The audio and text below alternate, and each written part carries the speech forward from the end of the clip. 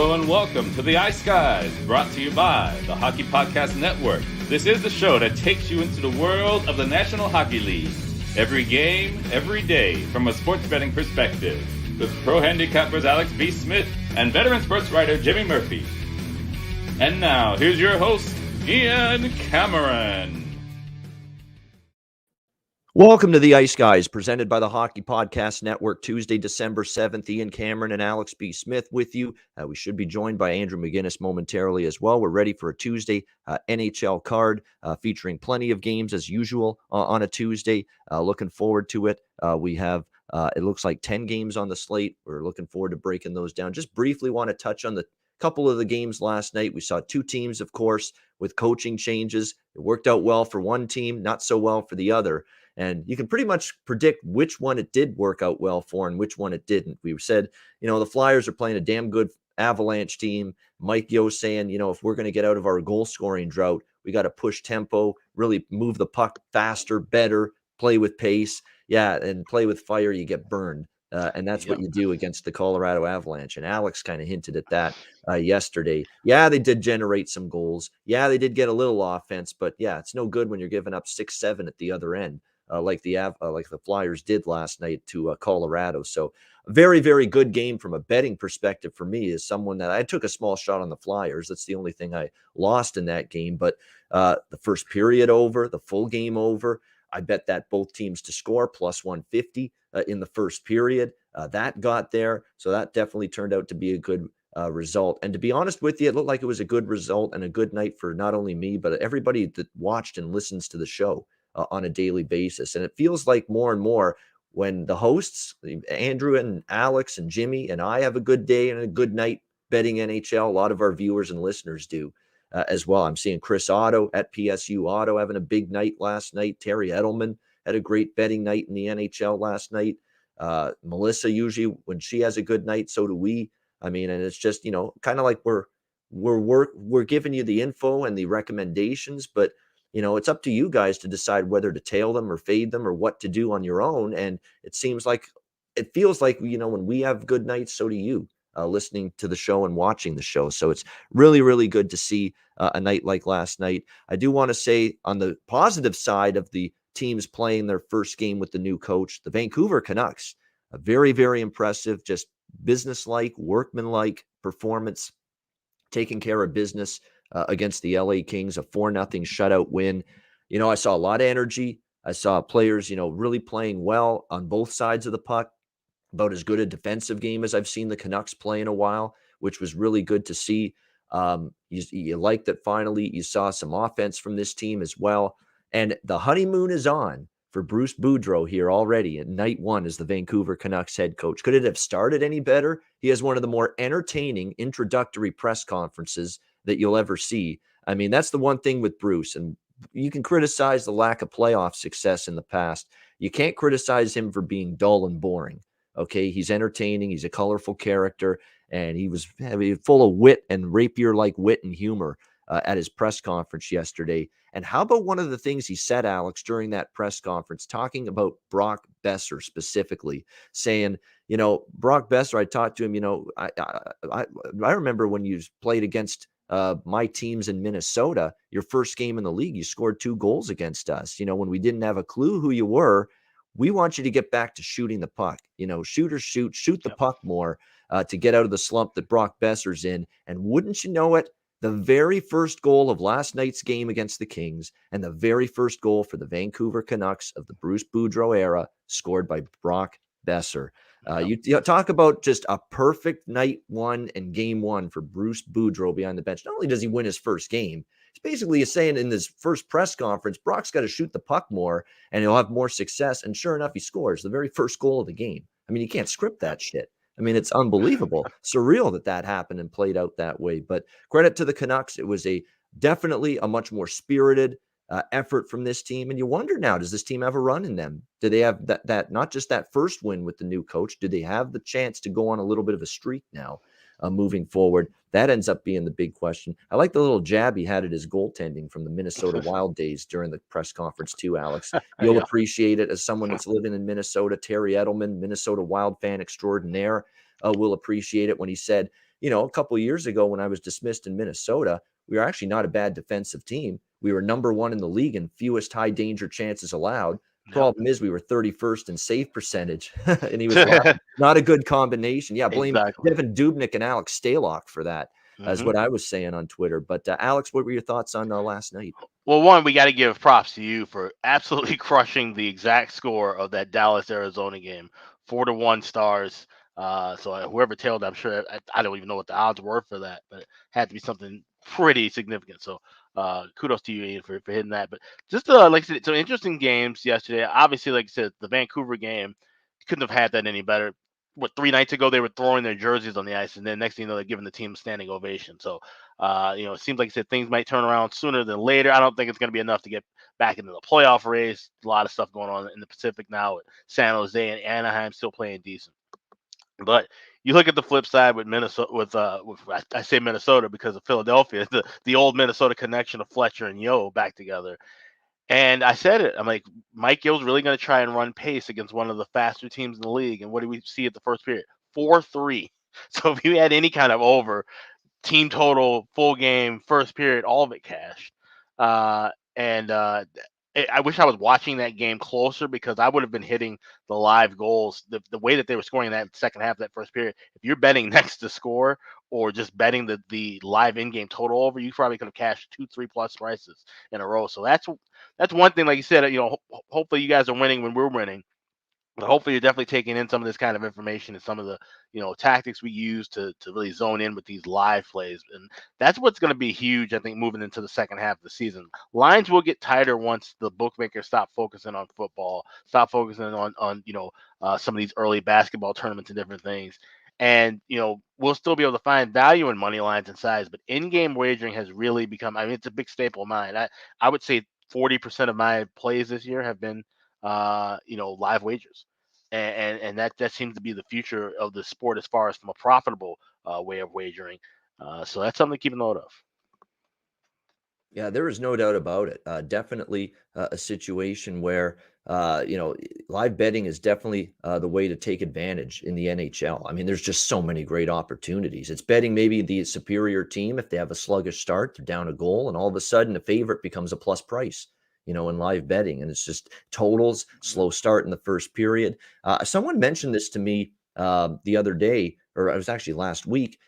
He has been having success blindly betting. Now you maybe want to, tread lightly. That's not always going to work, but games that have a 0-0 or 1-0 first period, which means an under 1.5 in the first period, you bet over 1.5 in the second period, and you find he's doing really well with those kind of betting situations. So keep an eye on that.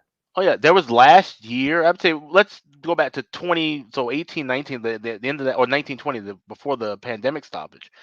If I lost a first period over, I pretty much went back to either second period over or the team that was trailing to score next, and pretty much would cash that. It was at a ridiculous clip. So even if I took a loss with the first period over, I could adjust and get at least half of my money back betting something in the second. So that's the thing. Some things lend to deeper trends that you won't be able to find. That they'll be hard to chart, honestly. Like I said, Chris Otto doing the Lord's work by charting everything individually for period to period. Just try to chart, who's down after 20, but then they come back to tie the game in the second. That would be, you'd be picking straw out of gum, basically. So this is definitely definitely something that we try to just pinpoint on our own, and we make our own little notes, and that's what we try to bring to everybody. Yeah, no question. And like I say, I'm going to keep an eye on that personally. I have been, and I've noticed that slow, sluggish, low-scoring starts to the game, particularly in the first period. A lot of times that turns around second period especially. So definitely want to keep that in mind. So yes, hit the like button. We appreciate it. Everybody watching on YouTube, it helps us out quite a bit. And I do want to mention what Terry Edelman brought up in the chat. Clever by the Canucks fans. Down the stretch of that game, tag teams epic hit from the 90s. Whoop, there it is, was played at Rogers Arena last Yeah. night in Vancouver, and they turned it into Bruce, there it is. Bruce, there it is. Very, very clever. And the end of that 4-0 victory last night. So the Canucks are more than a little bit stoked to have Bruce Boudreau as their head coach. Like I say, it's a honeymoon phase right now. They win the first game. They shut out the LA Kings. We'll see if they can turn that into a little bit of a roll and a hot streak moving forward. But we'll get to them. They're back in action tomorrow night, and we'll talk Vancouver tomorrow on the Wednesday show. Let's get to Tuesday's card. We'll start with Tampa Bay, Montreal. Tampa Bay minus 210, road favorites in this game. 5.5 shaded to the under, the total in this one between these two teams. This will be the first head-to-head meeting of the regular season between the Lightning and Canadiens, which means it's the first meeting since their Stanley Cup final series last year in July. So revenge for Montreal? Hell no. Not for me, not for this bettor, not with this ravaged, depleted Montreal lineup at the moment. Jake Allen and net, but man, I mean, the issues with this team from a injury and COVID-19 standpoint, they're absolutely immense right now for the Montreal Canadiens. Yoel Armia, Jeff Petrie, Josh Anderson, Joel Edmondson, Brendan Gallagher, Tyler Toffoli, and of course, Shea Weber all year's been out, but that's who you're missing tonight if you're the Montreal Canadiens. That is just a huge group of player personnel, really both ends of the puck. Offensively, key forwards are out. You're just absolutely riddled with injuries and absences now on the blue line. Defensively, you're going into tonight's game with your 6 defensemen looking like Ben Sherratt, David Savard, Alex Romanov, Chris Weidman, and then your third pair is a real big fall off in terms of experience and really ability, to be quite honest with you, because I've never been a Brett Kulak fan. Everybody knows that. Going back to the playoffs last year when I don't think he played all that great. He's playing with Cale Clegg. That's your third pairing tonight for the Montreal Canadiens on the blue line. So just a gutted, riddled with injuries, key ones on the blue line. There's a lot of production missing up front. Good news for Montreal, though, is at least Ryan Poehling, since he's been called up to the team, 4 goals for him since he's been called up. Nick Suzuki, has found a little offense lately for the Montreal Canadiens. Well, they're going to need them and more to hang with this Tampa Bay team. I think it's going to be difficult. The Lightning have won 3 in a row, beating St. Louis, Boston, and just routing Philadelphia, which led to the exit for Alain Vigneault on Sunday. That 7-1 beatdown the Lightning, handed out to the Flyers in that game. I've been impressed with the Lightning too, because look, they're without some key personnel up front. We've talked about how, obviously they've been without Kucherov for a bit. They're still without Braden Point, but Stamkos has really carried the mantle. Anthony Cirelli has stepped up in the number 2 center spot. And all of a sudden you're getting some depth scoring as well. Corey Perry is starting to find the lamp, light the lamp. Maroon is, even though your Boris Kachuks of the world are scoring a little bit now for Tampa Bay from a fourth line on this hockey team. So definitely you're impressed with how the forward group has collectively stepped up, because you're not supposed to lose a Kucherov and a Point, and just be able to chug along and score goals at a pretty solid clip. But the Tampa Bay Lightning are doing that right now. This is just a ravaged Montreal team. The only way I would go here is the -1.5 at +120 Tampa Bay puck line. I'm going to actually take a rare puck line here. Ian puck line, not Jimmy. Tampa Bay -1.5 +120 in this one. And certainly from a totals perspective, look, you're not going to see me betting unders with a team that's got cluster absences on the blue line like Montreal has right now. And that could be trouble against Tampa. So I would only go over 5.5 here. Smaller bet for me on the over as well in this one. Alex, your thoughts here? Lightning and Habs. Yeah, we got pretty much the same idea going. What I like here is the team total over 3.5 with Tampa Bay at +115. I saw it as high as +125 at one book. I think that's astronomical, because look at how Montreal's played. And I know Andrew mentioned this a couple of weeks ago about how if the Habs score 3 or more goals, chances are they're going to win the game. They're 6-2 in that spot. When they score 2 or fewer, that's pretty much all of their losses. So you got to look at that and say, okay, right, 5.5. That you kind of count on them to at least get 1, maybe 2. But it feels like you're more likely to get that total because of Tampa Bay scoring 3 or 4, and also they're trending to the first period over, even though their full season numbers haven't been good. 6-4 in their last 10. I think there's some good value getting the over 1.5 at even money. So I'm going to go Bolts team total over 3.5, and I'll go first period over. All right, so that's the Tampa Bay team total for Alex, over 3.5. You can get that at plus a price, and a Tampa Bay Montreal first period over 1.5 in this one, which is right around even money. So pretty good price with that as well. All right, New York Islanders, Ottawa Senators. We've got the New York Islanders minus 145 on the road here in the Canadian nation's capital. 5.5 the total, shaded to the under in this game. This is one game I'm not involved in tonight. There's not many that I've got absolutely nothing going into the game from a betting standpoint, but this is one of those games. I'm just not comfortable yet laying this kind of number on the road with the Islanders. I got to see them win a game. Right now this team is still finding ways to lose, gut-wrenching each of the last 3 games. I mean, they were right there to finally snap this just awful losing skid that they're on, but lose to San Jose in overtime, lose to Detroit in overtime, and then lose to Chicago in a shootout on Sunday. I mean, they're right there. They're just right there, the New York Islanders, with chances galore to finally snap this drought and snap this losing streak. But right now, it's just not happening for the Islanders. It's just the offense has had a really tough time, scoring goals during this 11-game losing streak. The COVID-19 outbreak set them back. The long road trip before their brand new arena got opened, UBS Arena, set them back early in the year as well. So this is definitely a team that's just had a shit ton of issues to sort through. And it's hard to put a good product on the ice when you've got a long road trip to begin the year. It's endless. It's over a month. And then, of course, you get just dealt the COVID-19 blow that they did, ravaging the roster. And they still don't have everybody back. There are still a couple guys that are still out, although they're more injury related now. Pullock, the defenseman, Ryan Pullock, and Brock Nelson's not coming back until later this month at the very least. So definitely an issue right now with backing and trusting this Islanders team on the road. It is back-to-back for Ottawa tonight. 3-2 shootout win against New Jersey. And I said, New Jersey can't be laying minus 180 last night. And sure enough, it played out that way. Ottawa, nice big dog winner for me with that game as they get the win in the shootout against the New Jersey Devils 3-2. Disappointing, though, that the best bet on the show was the over in that game, and it fell short. Only 2 losses last night. One of them was the show best bet, so I was frustrated about that. But nevertheless, credit to Ottawa now, 3 in a row. Remember, they just couldn't win a game to save their lives when they came out of their own COVID pause. It was a really rough start. The losses to Colorado, San Jose, Anaheim, LA, that terrible loss to Vancouver. DJ Smith kind of called the team out. We're going to see what we're made of, who's tough mentally, physically. And sure enough, since then, they've beaten Carolina, Colorado, and Jersey. 3 straight wins. But second night of back-to-back games, it is a little bit tricky here. I am going to have a small bet on the over here, just because of the strong series history with these two teams. 7-1 to the over in the last 8 meetings.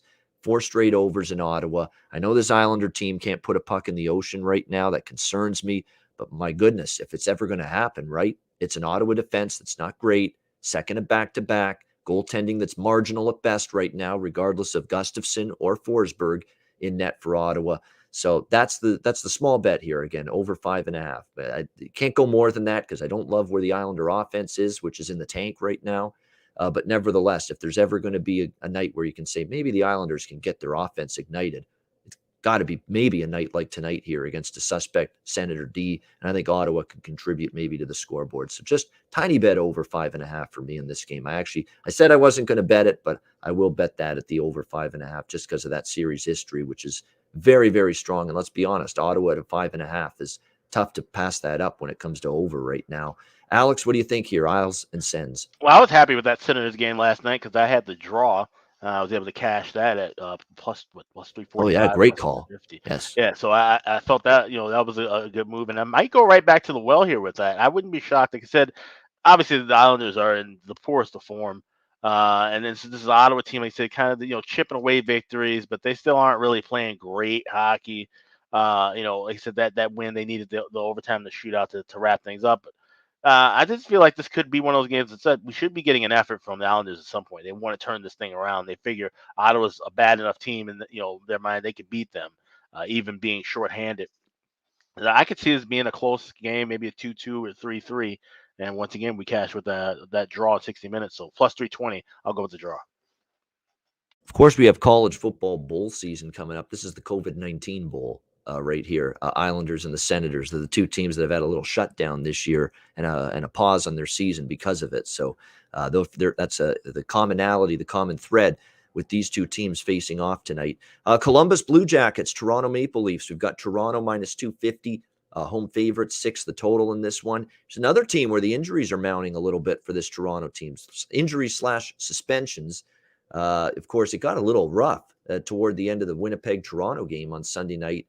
And of course, in that game, Neil Pionk suspended 2 games for the knee on Rasmus Sandin, a defenseman for the Leafs, who's actually played, I think, a lot better. Good puck mover, really skates well, plays on the power play for this team. Sometimes he's a little bit, undersized and, gets pushed around in front of the net. He's got to improve a little bit in terms of, defensive parts of his game, but there's a lot of things to like about Rasmus Sandin and his game on that blue line. So missing him for the Leafs will be significant. And the big news is Mitch Marner, which this little injury now that he's suffered is not so little anymore. It's going to mean a lot of time out now for Mitch Marner with the shoulder injury. He just had an MRI, and now he's going to be out for upwards of a month.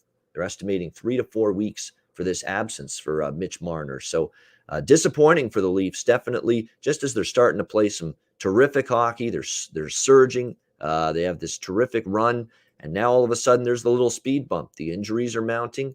Sandin's out. Marner is out for this team. Travis Dermott, the blue liner, is not going to play tonight. There's a good chance Jason Spezza is not playing if he gets suspended for the retaliatory hit that he laid on Neil Pionk in that Jets game. So could be a short-handed Leaf bunch tonight. So the injuries mounting, maybe a suspension to Spezza, and now they've lost 2 games in a row to Winnipeg and Minnesota over the weekend.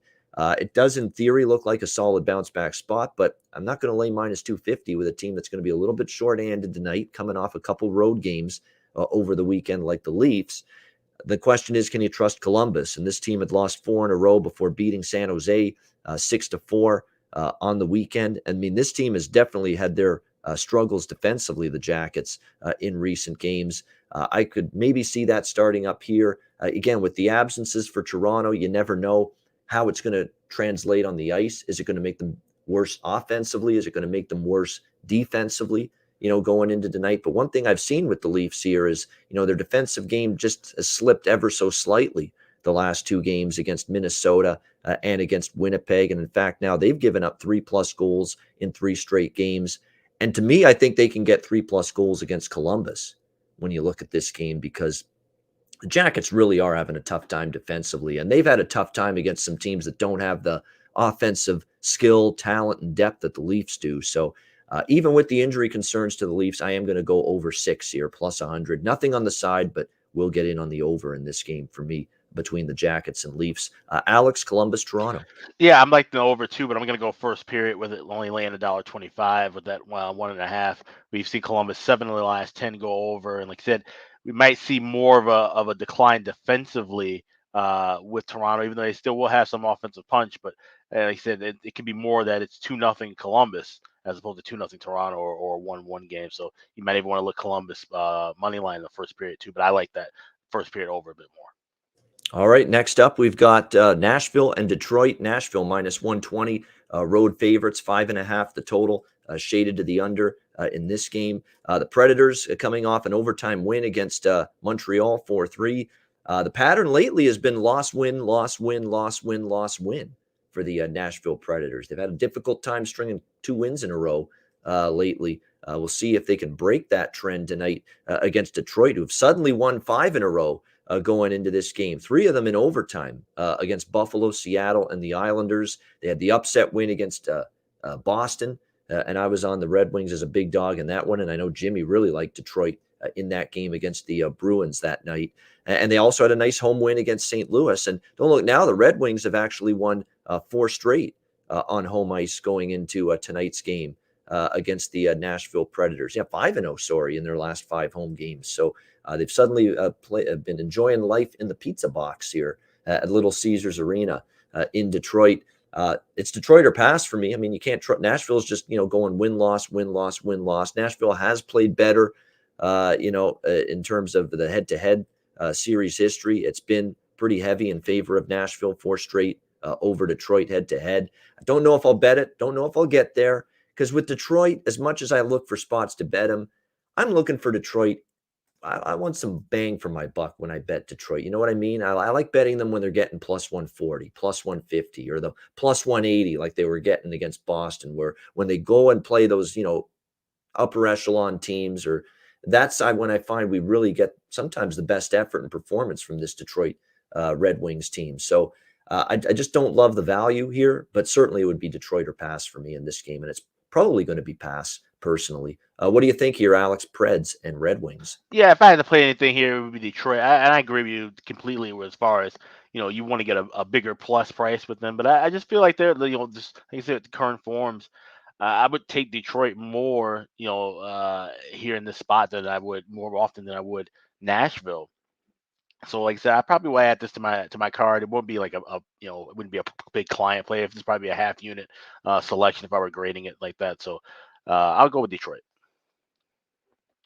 All right, Detroit is about plus 110, plus 115 is what we're looking at here with the Detroit Red Wings here as home dogs. Definitely, I'm looking as well at Lucas Raymond goal scorer prop tonight. That is a bet that I've already made, 3 in the last 5 games in terms of goals for Lucas Raymond. He's got 7 points in the last 10 games. So whatever you can find for Lucas Raymond props for the Detroit Red Wings tonight, whether it's goal scorer prop, whether it's to record a point, to score a point, I think both of those are definitely worth looking at here. He's a great player. I mean, he's got all the tools right now for this Red Wings team. Playmaker, you got 12 assists on the year to go with the 10 goals on the season in 25 games. I mean, you're talking about almost a point per game clip for Lucas Raymond this year. 22 points in 25 games for the Red Wings. So they got a player, no question about that.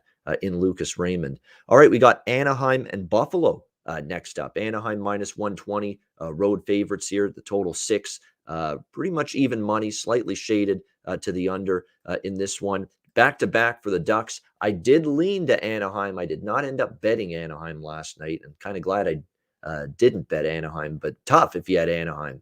Not only did Anaheim go to a shootout with Washington, they were leading in the shootout, and it looked like they were going to win the shootout. And then Washington tied it on the third shooter for Washington, tied it in the shootout, and then they ended up winning in the extra rounds of the shootout. So really tough if you took a shot with the big dog there, Anaheim, last night in that 4-3 shootout loss to Washington.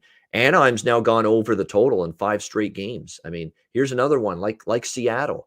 These are the 2 teams out west, Alex. When you think of Anaheim or Seattle coming into the season, Alex, did you say, well, these teams, you're going to bet some overs with these 2 teams, and you're going to win a lot? I didn't think that. I didn't think that about Anaheim. I didn't think that about Seattle coming into this season. And here we are, Anaheim, 5 straight overs going into the game tonight. And now after last night's over cash with Pittsburgh and Seattle, Seattle's now 13-3 to the over in their last 16 games.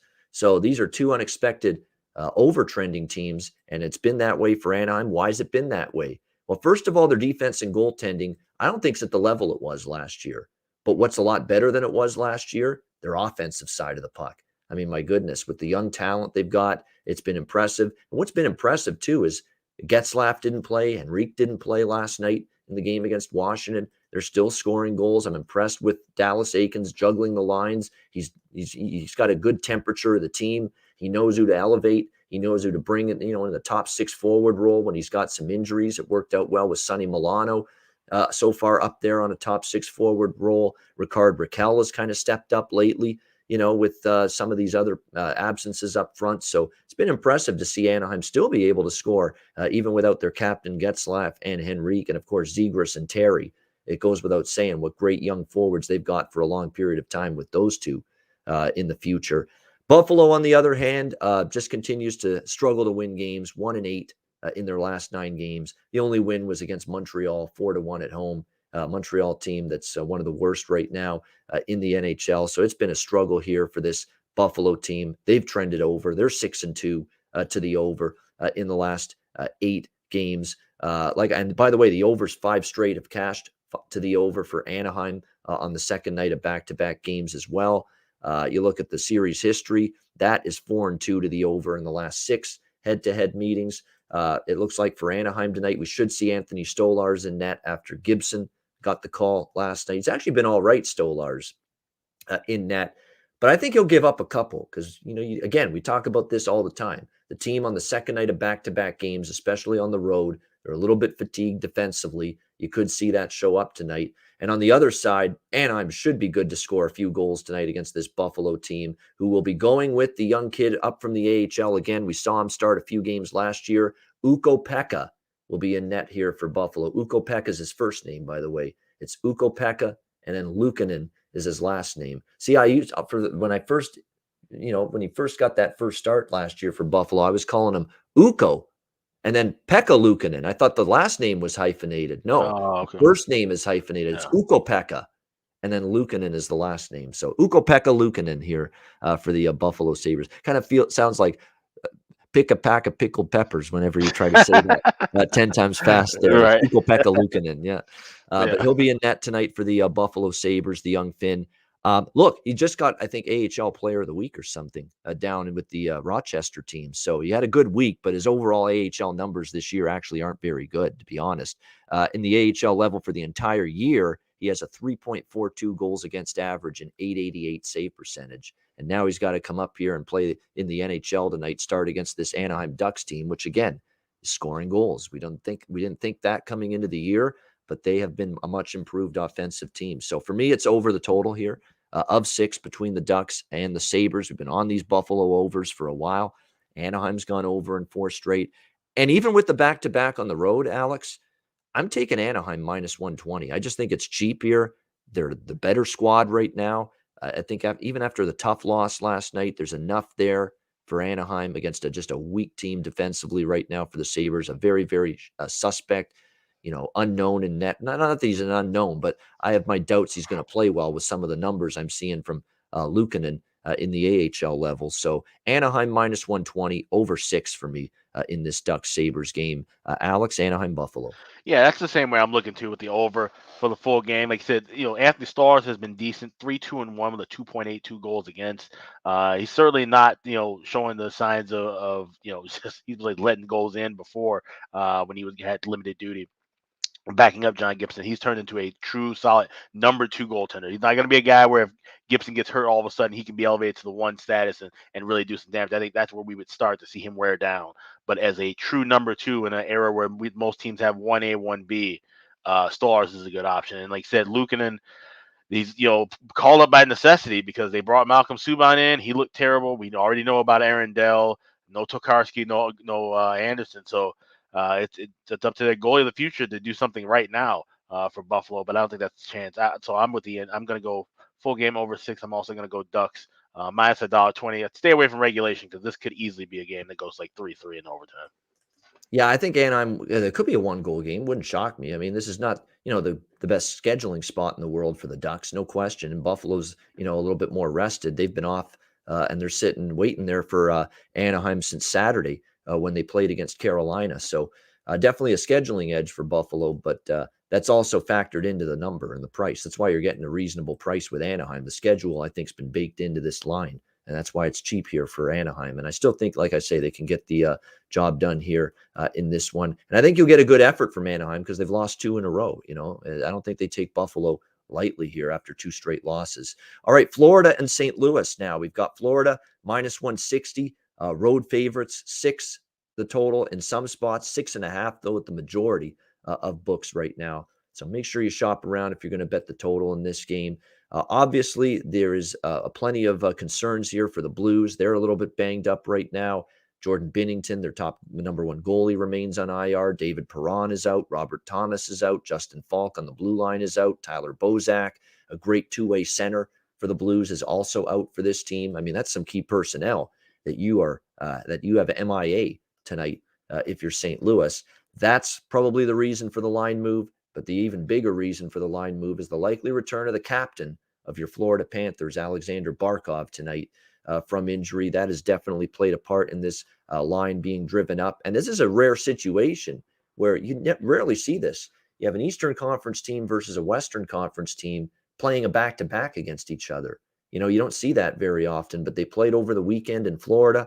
Florida got the 4-3 win in a shootout over St. Louis. St. Louis has gone over the total in 4 straight. Florida's gone over in 3 straight. I hate to be a broken record, but I understand why the total's going up here. It feels like we could see some goals. 6.5, though, with St. Louis. I kind of want to pump the brakes a little bit. It is getting up there, but I mean, Florida's still scoring goals, and now they're going to have Barkov back. So I think definitely you're going to see some offense here. I certainly understand the move to Florida, but here's the problem now. Now it's minus 160. If you got in on Florida at minus 115 or minus 120, minus 130, minus 140, hell, any price before it got to the point where it is now, good on you. Great bet. Good price. Good luck. Wish you all the best. I'm not laying minus 160 now. And here's another reason why I'm not doing that. It's that old dreaded angle that we've seen rear its ugly head this year. The top player comes back for the team. And in the first game, they all slough off. They all think, oh, we got our guy back. We got Barkov back. Or if you're Colorado, we have McKinnon back. Or if you're Pittsburgh, we have Crosby back here. First game, we're going to go out there and just roll and we're going to win. And what happened for each of those instances? First game back for Crosby with Pittsburgh, they hold an L. Colorado, first game back with McKinnon, they hold an L. I'm worried about that. I mean, we've seen this just time and time and time again. It's a real thing. And we've seen it play out in the National Hockey League the last couple weeks. First game with the top player back, one of the best players, whoever it may be, and that team often struggles to win in these spots. So that's the one thing holding me back, plus the price move. So lean Florida, but I'm passing on the side, and I'll probably just stick to a small bet on the over here. Again, 6.5, depending on which book you're using for this game. Alex, what do you think here, Panthers and Blues? So I grabbed this yesterday at minus $1.30. I just thought that was a fairly cheap price, and I knew it was going to kind of go up toward that 145, 150 because of the fact that you've got no Bennington in net for St. Louis. So you're going with Husso as the starter, Lindgren as the backup, Charlie Lindgren. So now the way I would probably attack this if you didn't get the minus 130 would be either you could go with Florida regulation. I feel that that's perfectly fine. I think they should be able to take care of business within 60 minutes. You could also possibly go for St. Louis to score first because we've seen Florida get off to some slow starts at times. Bet St. Louis now to score their first goal, and then just in game grab a better money line price with Florida. Maybe even grab Florida to score the next goal, and then that takes care of the high price you've seen with the first period over. So I was talking about how there's better ways to get the same kind of bet in, but at a different price. That's the best way to probably bet the first period over. Either both teams to score in the first, or go with St. Louis to score first. Bet Florida to win and Florida to score next goal in game. All right, good. That's good advice. I like that strategy for a game like this, definitely with Florida and St. Louis. And like I say, with Alex on this show, the one thing you're going to get from him a lot here on the Ice Guys is really good methodology, strategy, and ways to really try to beat the live betting market in the NHL. And there's definitely some creative ways that you can definitely go about it. I appreciate it. Thank you, Jarek. The Christmas tree is got to have something Christmassy in the background. It is December after all. Melissa, your point's well taken. Husso did play well. And that's another reason I like the over tonight. Yeah. Husso had this outstanding performance. What, 50 shots or close to it against Florida on Saturday? I mean, he was terrific. He's the only thing that held the Blues in the game, and he's the reason they got a point in that game. He's the reason it got beyond regulation in that Saturday afternoon affair. I was watching it because I was on the over in that game, and we needed that late Florida goal, 3-3, to get there with it. But he was magnificent, and it's kind of like the Vejmelka theory with Arizona.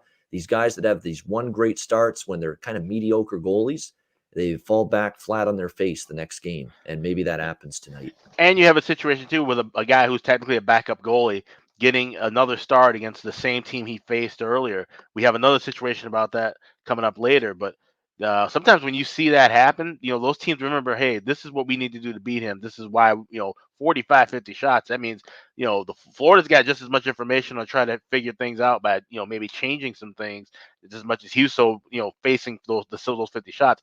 He's not going to see the same quality of those 50 shots, I guarantee, if there is that many tonight. So that's something to keep in mind when you see a backup facing a team again for the second time of the year. Yeah, definitely. So interesting rematch situation. Like I say, you don't usually see an East versus West rematch back-to-back games, but we have one here, Panthers and Blues. All right, we go to Carolina and Winnipeg now. Even money pretty much both sides here, minus 110, 5.5 the total, shaded to the over in this game. It's probably the first full-fledged slump, I guess you could say, of the season for the Carolina Hurricanes. They've definitely had a rough patch here, 2-5 in their last 7 games, and the victories were Philadelphia and Buffalo.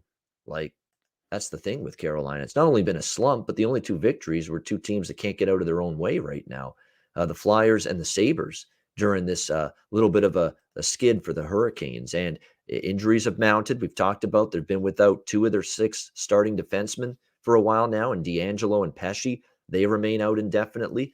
You're now had an injury recently, the last game, to Svechnikov as well. But good news on that front. He's going to play and be in the lineup tonight against Winnipeg. So obviously key top 6 forward, one of your best scorers, one of your best offensive players, bar none, Andrei Svechnikov, and he'll be in the lineup tonight for the Hurricanes here in this game. For Winnipeg, they've turned it around a little bit. 3 of their last 4 they've won, beating Calgary, beating New Jersey, beating Toronto on Sunday. And the offense has come to life again. 14 goals in the 2 games over the weekend for the Jets in the victories against the Devils and the Leafs. You had to figure, and I certainly did, that it was only a matter of time before Winnipeg started to light the lamp a little bit. When you have players of the caliber of Mark Scheifele and Nikolai Ehlers and Kyle Connor, and certainly it's been a great resurgent season for Pierre-Luc Dubois. As a team, you're not going to stay ice cold, at the offensive end of the ice indefinitely. And now we're seeing the Winnipeg Jets really start to get their offense humming a little bit here as of late in these last couple of victories they've had. So we'll see if that can carry over to this game here tonight. You look at series history, 4 of the last 6 have been won by the Winnipeg Jets in this game. I lean Carolina here, though. I do. I don't know if I want to go. It's just a lean. I don't know if I'll get involved in this game. I lean over. I lean Winnipeg, because the one thing about Winnipeg now, they're starting to crank up the home overs again. And for the entire season, they're 8-5 over the total, Winnipeg on home ice. So they do have a profitable record. The total's only 5.5. I certainly am interested in the over. Probably will bet that. As far as a side goes, I lean to Carolina, because I'll say this about the Jets, even though they've won 3 of the last 4, and they won back-to-back at home over the weekend. The Devils are slumping right now. That was one of the wins. It couldn't have been a worse spot, Alex, for Toronto on Sunday. That Minnesota game on Saturday with Leafs and Wild was a very intense, high-energy, high-paced game. Took a lot out of you, a game like that. It went to a shootout. Minnesota won it. And then you're on the second of back-to-back games on the road, and it was just a tough situation for the Leafs. Credit to the Jets. They took advantage of it. But they're good wins, but they got bad spots for both teams, I think, in those games, the Devils and the Leafs. That's not going to be the case here. It's rested Carolina in this game, and I still think they're better a little bit than Winnipeg, so I do lean Carolina here at even money in this one. Alex, your thoughts on Canes and Jets? I don't have much of an opinion on this matchup, and this card ended up being a lot bigger than I thought it would be for me, so I'm just going to pass on this one. Nothing wrong with that. All right, we move on now to the New York Rangers and the Chicago Blackhawks. This is a rematch. These teams just faced each other over the weekend. The New York Rangers now -125, road favorites in the Windy City, 5.5 the total in this game. You look at the Rangers, obviously we know how well this team's playing. Not an easy team to go against. 6 straight victories here for the New York Rangers. It's just been an absolutely outstanding run of hockey for them during this span. And what's been impressive is, they saw obviously the injury to Igor Shesterkin, and we're looking at him being out until at least the middle of this month is the current indication. And we've seen Alexander Georgiev, who prior to having to take over as the number 1 goalie, with this Igor Shesterkin injury, prior to that, he was not good this year for the New York Rangers. He was really scuffling in between the pipes, but he pitches a third period shutout against San Jose on Friday night in relief of an injured Shesterkin. That was the game he got hurt. And then against Chicago on the Saturday night, 3-2 victory for the Rangers in that game, and a solid performance from Georgiev. So 2 good starts. Can he keep it going here? We'll see. Here's my theory, though. And normally I don't love betting against teams that are on win streaks like this, but I think I might make an exception here tonight with the Chicago Blackhawks as small home dogs. This is now a second look for Chicago. They're going to see the same goalie now for the second straight game. Is there going to be some adjustments made? I would think so. for the Blackhawks going into this game. And you got to give Chicago their credit. Even the games that they're losing, they're right in every single hockey game for the most part. Their record since Derek King took over behind the bench is still very good, 8-4 in their last 12 games for the Chicago Blackhawks. And you got to like the way Fleury's playing right now for the Blackhawks in net. Here's a guy that's kind of turned things around for them as of late, and really coincided with the coaching change. Just like with the whole Chicago team that's played a little bit better since Derek King's been there. The Blackhawks goaltender, Marc-Andre Fleury's played a lot better as well during that recent stretch. In his last 8 starts, he has a 1.71 goals against average and a 6-2 record for Chicago. So I'm doing it. I'm going to take Chicago here, home dog. I think this could be the end of the streak here for the Rangers. At some point, there's going to be a game where, Georgiev gets maybe victimized a little bit. And I think it just sets up situationally. Look, you just faced a team. You had a good start against them. But now that same team is going to get a second crack at you tonight. How are you going to fare this time around? Maybe not quite as good. As far as goal scorer props, Brandon Hagel, man, how do you not? How do you not right now with him for the Chicago Blackhawks? This guy, is underpriced in the goal scorer prop market. He's been excellent in terms of finding the back of the net lately for the Blackhawks. You look at his numbers, they've been terrific. He scored at least 1 goal now in 4 of the last 7 games for the Chicago Blackhawks. And you get usually in that plus 300 to plus 350 range with him to score. So that is a goal scorer prop with absolute value right now for the Chicago Blackhawks. So nothing on the total. This actually could be a good under if Georgiev plays well, because I think Fleury will play well, even against a very potent Rangers offense. But I'm going to just stick to the side here. Chicago as a small home dog. Alex, Rangers and Blackhawks. I got to take a moment because we are in the holiday season, and that means Festivus is also upon us. So an airing of a grievance that I have with the Hawks. The other game, the other day, they end up getting into an overtime game. 3-2 win, I should say, against the Islanders. But that game was 2-1 until 2.3 seconds left in regulation. They ended up getting a deflected goal. And that was an absolute killer for me because I had basically no goal to score after the 2-1.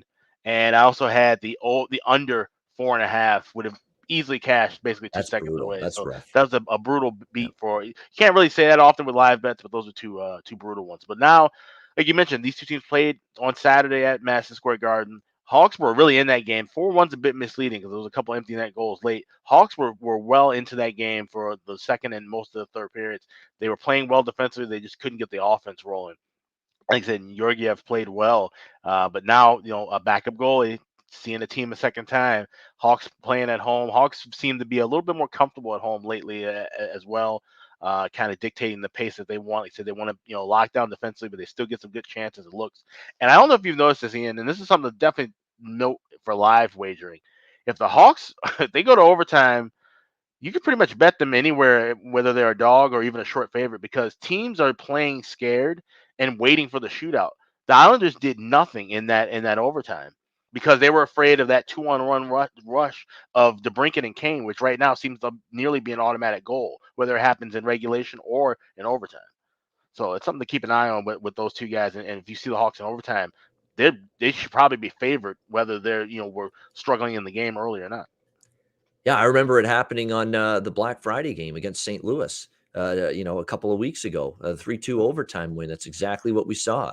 Kane to DeBrincat, 2-on-1, game over for Chicago in that game against St. Louis. So that is a dangerous combination. They're two terrific, skilled, bona fide Team USA Olympic participants, assuming the NHL, of course, does go to the Olympics, which I think is still very much 50-50. I heard Friedman, I heard Darren Drager on TSN say it's about 50-50 right now. Could go either way with that.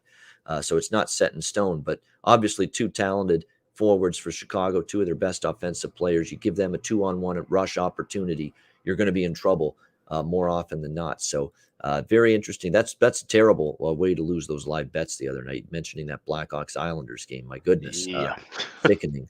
But yeah, there's been a few of those this year. That's hockey. That's hockey, baby. Like John Porcelain says, in a bad way, unfortunately. Can't get too excited. The funny thing, I'm gonna tell you, I was leaning that way. Well, the game was tied and the Hawks got a lead, but the thing that really made me bet that live under was actually Pat Foley.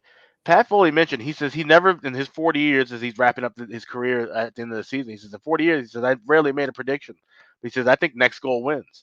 And sure enough, Hawks had the 2-1 lead. And so I was able to grab plus 155 and under 4.5. And, so he was 2.3 seconds away from getting the prediction right as well. But he saw exactly what I saw in the sense of that, the urgency wasn't there with the Islanders. That's been their issue. And like I said, now noticing, because I noticed this with the Hawks game that went to OT against Washington, where these teams now are fearful of the line of Kane and DeBrincat and Jones on the back end because of how prolific they are just passing the puck around. So that's definitely something I have circled big time. If any of the Hawks games go to OT, I'm probably going to be on the Hawks. Yeah, I mean that stat that Foley mentioned, it made a lot of sense. It's unfortunately in this instance just didn't pan out properly. And by the way, I'm going to miss Foley dearly. Everybody will. This is his final season with the Blackhawks.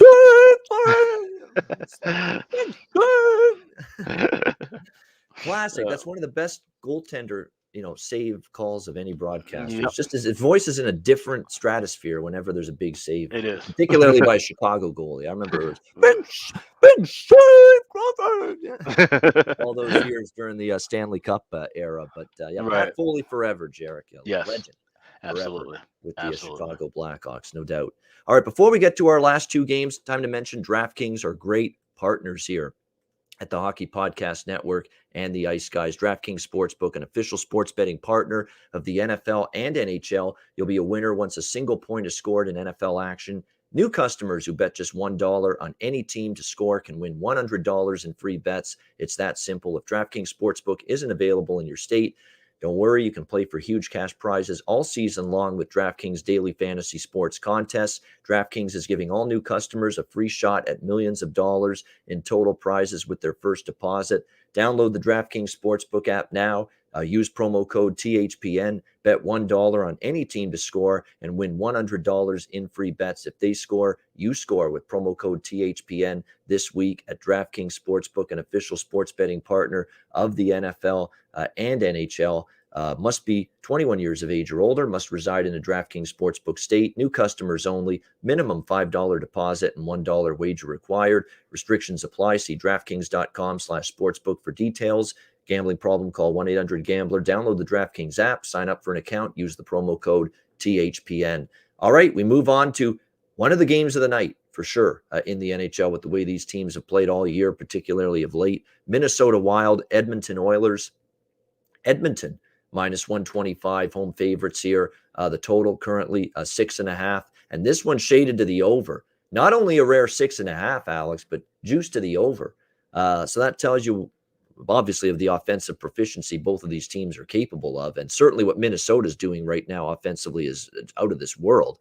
The last 9 Minnesota games, 8-1 to the over. They have scored 7, 4, 4. 3 is their low water mark during this run. And then on the recent homestand, 7, 4, 5, 5, 4. So this has just been a goal-scoring machine right now, this Minnesota Wild squad. And it's everybody, that's chipping in offensively at the moment for the Minnesota Wild. Kaprizov, 29 points, 9 goals, 20 assists, 24 games. Ryan Hartman, 21 points, leads the team in goals with 13. And isn't it amazing, too, what a healthy Matt Zuccarello can give you? He's at least stayed healthier this year, and he's got 18 points, including 7 goals already this year for the Minnesota Wild. So this is a team that's rolling right now, 6 straight. Now they're going on the road, okay? And a lot of their best work has been at home. They're actually only 7-5 on the road this year. So I'm not back in Minnesota tonight. And for Edmonton, the automatic bet on Edmonton after a loss finally came to an end on Sunday night, a 5-1 loss to the LA Kings. And really a rough game for them all around.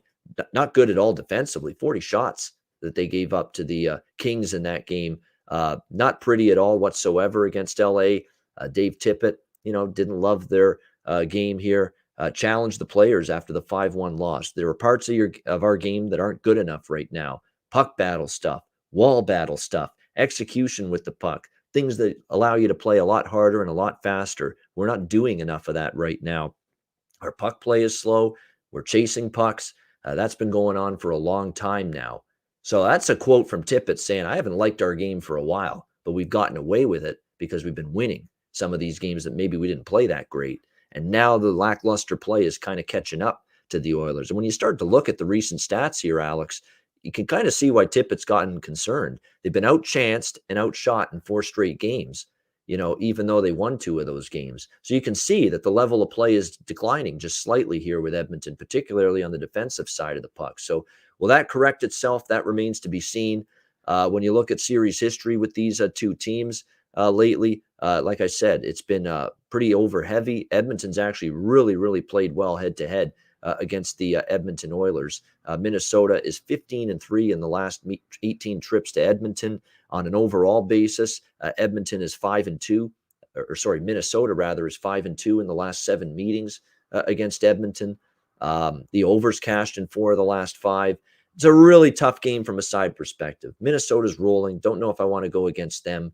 I don't know if I want to go against Edmonton in this spot at home off 2. First time they've lost 2 in a row all year with their coach basically giving them the gears for the way they've played lately, Dave Tippett. So I think both teams bring it. And for me, I'll just stick to goals here in the over at 6.5. What do you think, Alex? Minnesota, Edmonton. Yeah, this feels like it should be a goal fest. I just don't feel like I really want to get involved with a 6.5. I feel like we can get a better adjusted price with not only the live total, but first period total, because we're seeing 2s pop up now. It's hitting that threshold of minus 165, 170. At that point, the books just go 2 under minus 215, or I'm sorry, 115, I should say. So I think this would be a game where we could see some increased offense. Obviously, that's just the nature of these 2 clubs, and especially the history against one another. But I would say wait. If you like full game over, first period over, wait a couple minutes. I don't think we're going to see a goal in the first 30 seconds. So you should be able to get some kind of a better adjust, even if it means you're laying 130 to get 6, or you're laying 145 to get that 1.5. That's still better than when you cut a half a goal off. All right, so maybe wait for a live betting opportunity with the total, says Alex, for the Wild and the Oilers. That could be good. I mean, you just wait that 3, 4, 5, 6 minutes in the first period, and if there's no goal, you'll find a 5.5. You will, honestly, you will. It proves to be this way so often in the NHL, especially with these games that are lined at 6.5 with the total before the game. Take that chance. Maybe wait for 5 minutes into the game, see if that live total drops to 5.5. And it's amazing. It's how quickly it'll drop to 5.5. You won't have to wait long, just a few minutes, and you'll see 5.5. Now the danger of with this, because of it dropping 6.5, 6, 5.5, you will have a short window for that 5.5 at a plus price. But they're going to really kind of fluctuate. That's the one time that it kind of does like how the NFL, where how the drive's going, and they give you 3 points, they take away 6, vice versa. So you got to be really quick with catching a full game total that's at 6.5, because it could drop to 5.5, but then it can pop right back through to 6. So you got to be have your units already in mind and have everything set so you can just hit okay right away. Yeah, definitely. And just be ready, but be quick on that trigger, because they'll freeze the live betting odds as soon as a goal happens, as soon as it happens. And I find often it happens especially when I'm actively involved in live betting, the sportsbook will freeze the screen for a goal, like even 5 seconds before I actually see the goal on television or the feed I'm watching. Yep. Yeah, always try to have a feed that's as close to update as possible. And I would recommend this too. Like I said, I wrote a whole article about this, but have your laptop and your phone set, because sometimes just it doesn't have to be your connection, but just the server, something to get through quicker. I know for me, if I bet through my phone live, it goes through about maybe a second and a half quicker than it does on my computer.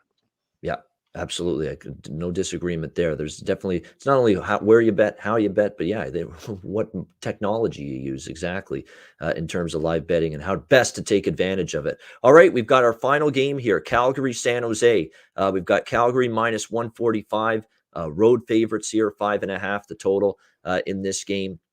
There was an old commercial for Labatt Blue in Canada when I was growing up as a kid. And the motto was tried and true, you bet it's blue. This is what I always heard. It was a commercial I saw all the time when I was growing up as a kid. This may not be one of my better analogies, but I'm going to use it anyway, especially because Labatt Blue had the word bet in that catchphrase of theirs, tried and true, you bet it's blue. Well, in this game, tried and true, your bet should be fading San Jose off a road trip. That's tried and true right now going into this game tonight for the San Jose Sharks. Here we go again. I mean, San Jose off a 5-game road trip. through Chicago, New Jersey, Islanders, Rangers, and Columbus.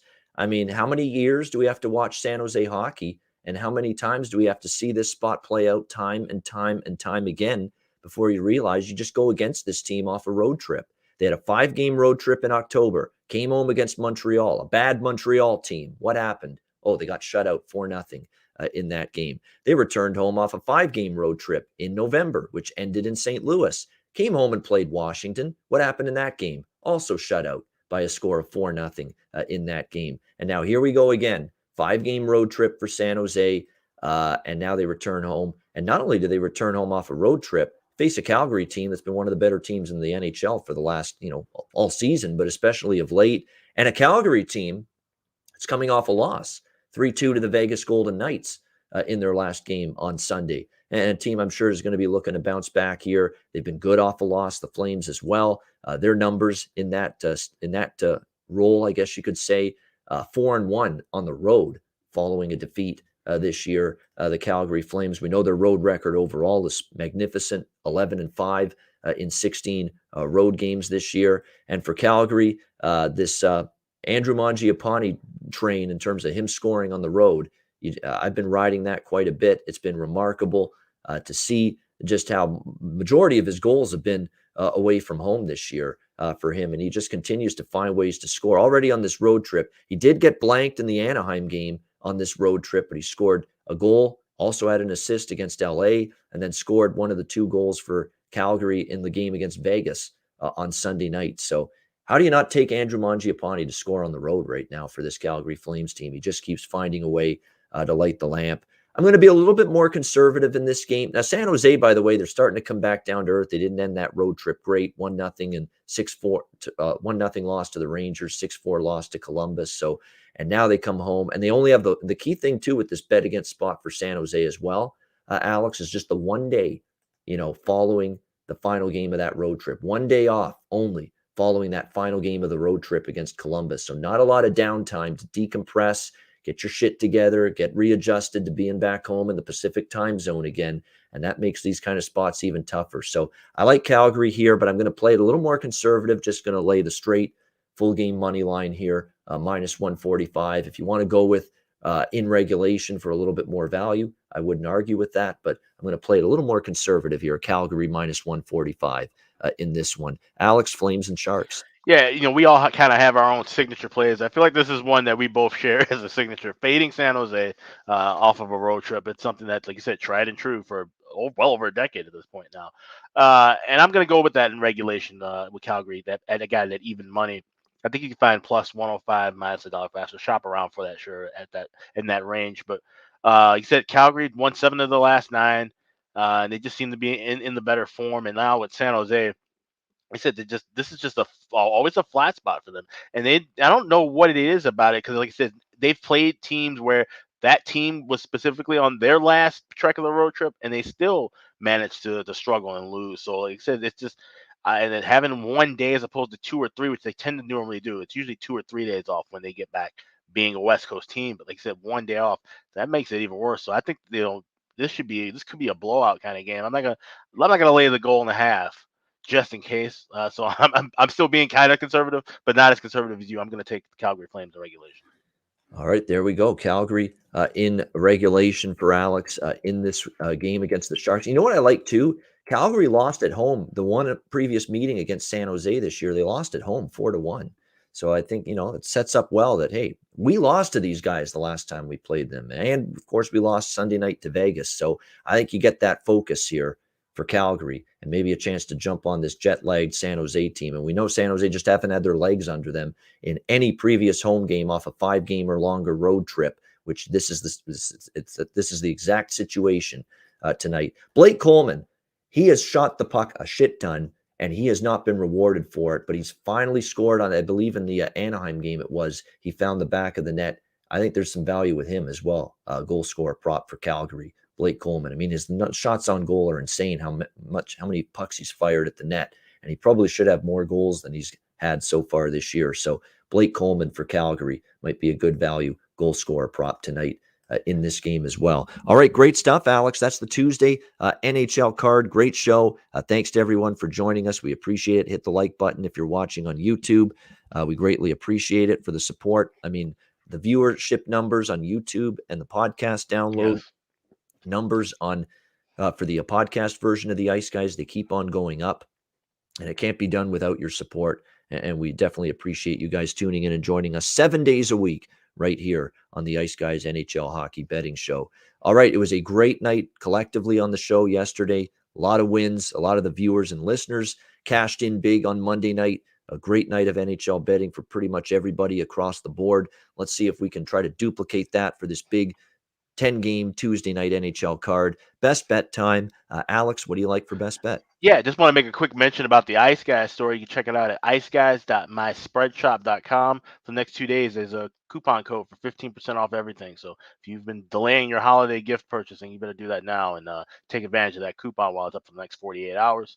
My best bet for tonight will be the Hawks. We're here in Chicago. We're going to watch the game. It's going to be a good time. I think the Hawks should take care of business and get revenge on the New York Rangers after that loss at MSG on Saturday. So Hawks plus 110 on the money line. That's my best bet tonight. All right, Chicago plus 110 against the New York Rangers.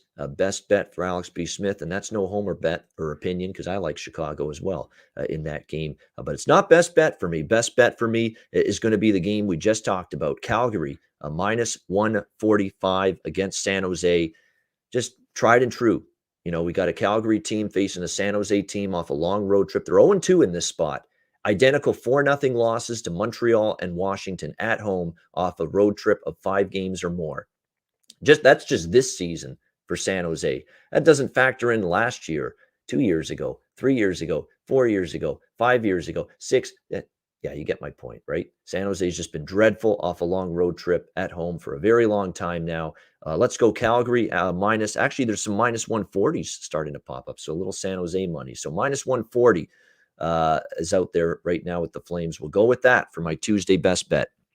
Calgary minus 140 against San Jose for my best bet for this Tuesday card. And that'll wrap up this edition of the Ice Guys. Thanks to everybody for joining us. A reminder, the Ice Guys is live 7 days a week on YouTube, Monday to Friday, 2 p.m. Eastern, Saturday and Sunday, noon Eastern. If you can't watch the show live, download the Ice Guys podcast in audio form on all major podcast platforms, Google Podcasts, Apple Podcasts, Spotify, Stitcher, and iHeartRadio. Download the podcast when you can't watch the Ice Guys live. For Alex B. Smith, I'm Ian Cameron. Have a great Tuesday night. Enjoy the games and good luck. And we'll talk to you again tomorrow on Wednesday for another edition of the Ice Guys presented by the Hockey Podcast Network.